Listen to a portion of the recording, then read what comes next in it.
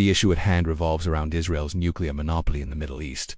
Israel stands alone in the region as the only country possessing nuclear weapons. This gives Israel a strategic advantage over 300 nuclear warheads, capable of being launched via air, missile, or sea. This immense destructive power is exclusive to Israel, and it is part of a broader strategy to maintain regional dominance. No other country in the Middle East is permitted to have nuclear weapons, and Israel enforces this monopoly strictly, framing it as an issue of security. The message to neighboring countries is clear. If anyone else were to acquire nuclear capabilities, it would directly threaten Israel's safety and undermine its power in the region. However, the debate over Israel's nuclear weapons goes beyond just defense. Israel claims its actions are justified by its security needs, but the real story has evolved into something much more complex. When the events of October 7th took place, Israel quickly framed it as an attack on its sovereignty, using it as a justification for not only defending itself, but also asserting control over the entire region. Israel's argument is that it cannot be safe unless it subjugates the entire region. This defense narrative shifted significantly after the October 7th attack, marking a turning point in how Israel justifies its dominance in the Middle East. But here's the issue. This defense narrative as we see it is highly questionable. Israel has one of the most sophisticated intelligence and surveillance systems in the world, yet to claim that they were completely unaware of such an attack seems unrealistic. They are well-resourced and well-prepared for any threat. To believe that Israel did not have prior knowledge of this attack is, frankly, a stretch. The reality is Israel has used this narrative to further its regional ambitions, to position itself as the dominant power in the Middle East, with its military and nuclear superiority as the ultimate bargaining chip. Now, let's turn to Iran. Iran has been at the center of this debate for years. In the past, there were diplomatic agreements between Iran and world powers, most notably during the Obama administration. These agreements were designed to prevent Iran from developing nuclear weapons in exchange for economic benefits and the lifting of sanctions. But when President Trump came into power, influenced heavily by the Israeli lobby, he made the decision to cancel the Iran nuclear deal. This decision was widely celebrated in Israel, but led to a destabilization of the situation. What was supposed to be a step toward peace and stability was undone.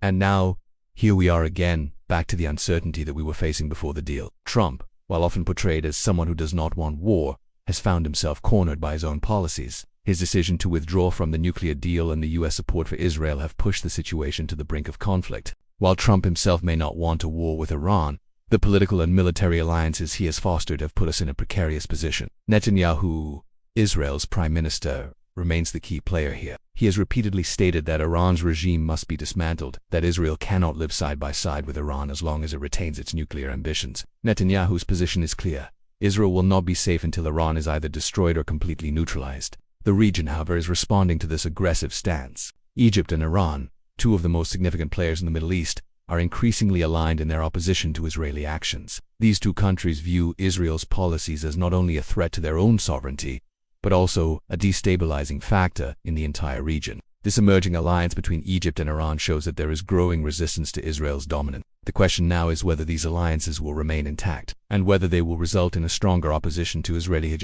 Moreover, Israel's efforts to maintain its nuclear monopoly are compounded by the broader geopolitical implications. Iran, for its part, has long sought to build stronger ties with the United States, hoping for a shift in its relationship with the West.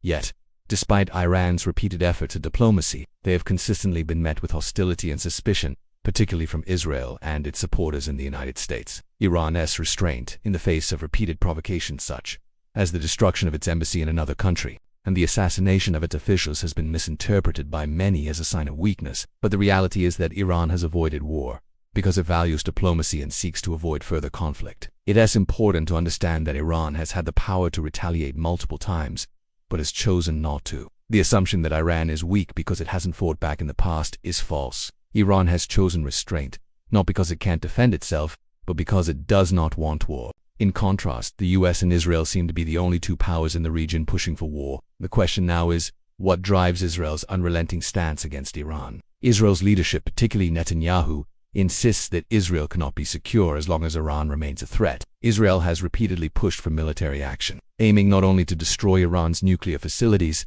but also to overthrow the Iranian regime. Israel and the US are on the same page when it comes to their strategy for dealing with Iran, but their shared goal of destroying Iran's nuclear ambitions is clouded by the broader geopolitical risks that such a conflict would entail. This brings us to the role of global powers like Russia and China. Both nations have strong economic and strategic ties with Iran. Russia, in particular, views Iran as a key ally in its broader efforts to maintain influence in Central Asia and the Caucasus. For Russia, the security of its southern borders is paramount, and it cannot afford to let Iran fall to a Western-backed regime change. China, too, has significant economic interests in Iran, including oil imports and investments, and would not sit idly by if Iran were attacked. Both Russia and China have made it clear that they will back Iran, and this could complicate matters for the US and Israel if they decide to pursue military action against Iran. Turkey's role is also crucial in this equation. While Turkey has been a regional power for centuries, its position has become increasingly complex. Turkey's leadership,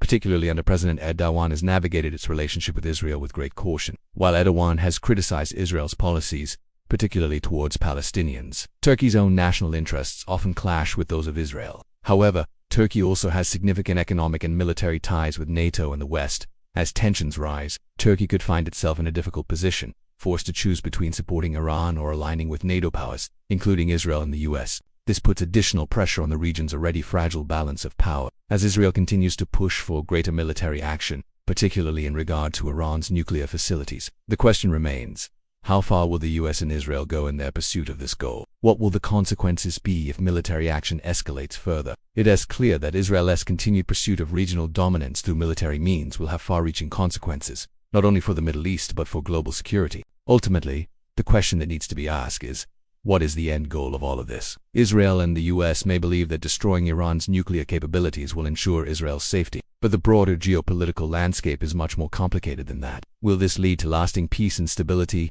or will it simply create a more fragmented and dangerous world order? The answer to this question will shape the future of the Middle East and the global order for years to come. In conclusion, the conflict in the Middle East is not just about Israel's security, it's about a much broader struggle for regional and global power. The question now is whether the world will allow this situation to spiral into full-scale war, or whether diplomatic efforts will prevail in preventing a catastrophic conflict.